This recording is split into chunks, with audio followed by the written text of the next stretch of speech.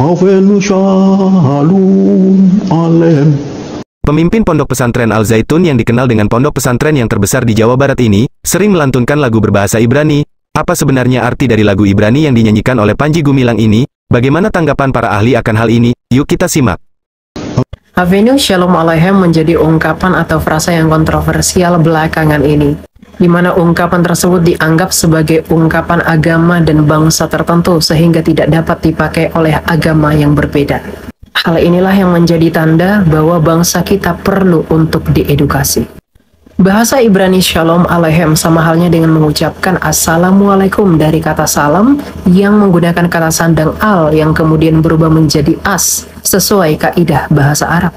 Di mana kata alaikum sama halnya dengan bahasa Ibrani Aleichem yang berarti ke atas kalian bentuk jamak.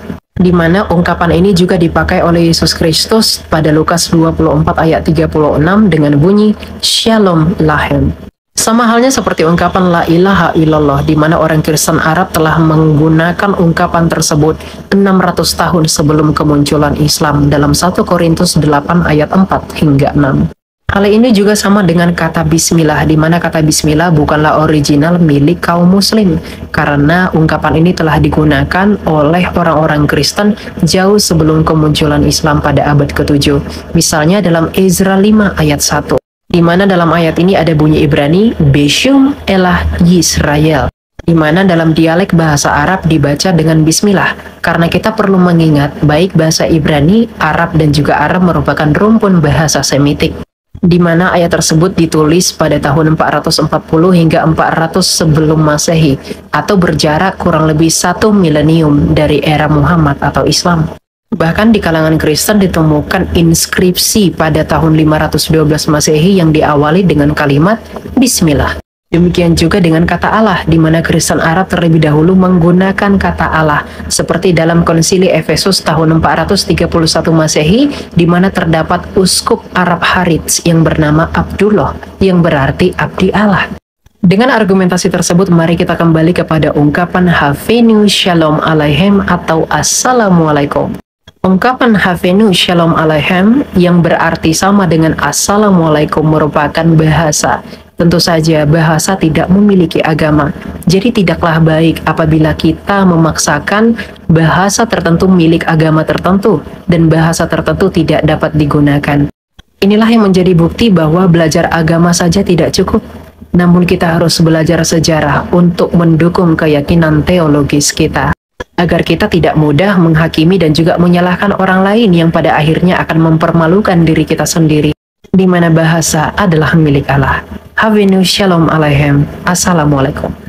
Pandangan seseorang menganggap satu bahasa sebagai agama.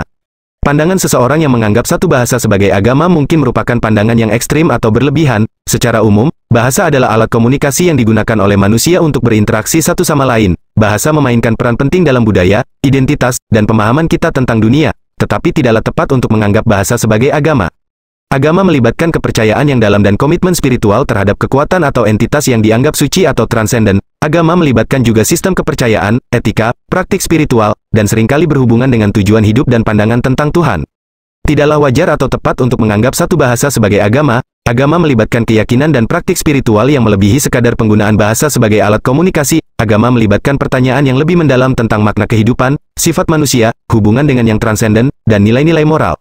Bahasa, di sisi lain, adalah sistem komunikasi yang digunakan oleh manusia untuk berkomunikasi satu sama lain. Bahasa adalah alat yang penting untuk menyampaikan pemikiran, emosi, dan ide-ide kita, serta menjalin hubungan dengan orang lain. Bahasa juga mencerminkan budaya dan identitas kita, tetapi tidak memiliki dimensi spiritual atau transenden yang sama seperti agama. Penting untuk membedakan antara bahasa dan agama. Bahasa dapat digunakan untuk menyampaikan dan mempraktikkan ajaran agama tertentu, tetapi itu tidak berarti bahwa bahasa itu sendiri menjadi agama. Penting juga untuk menghormati keragaman bahasa dan agama yang ada di dunia ini serta memahami bahwa setiap orang memiliki hak untuk memilih dan menjalankan agama sesuai dengan kepercayaan mereka sendiri.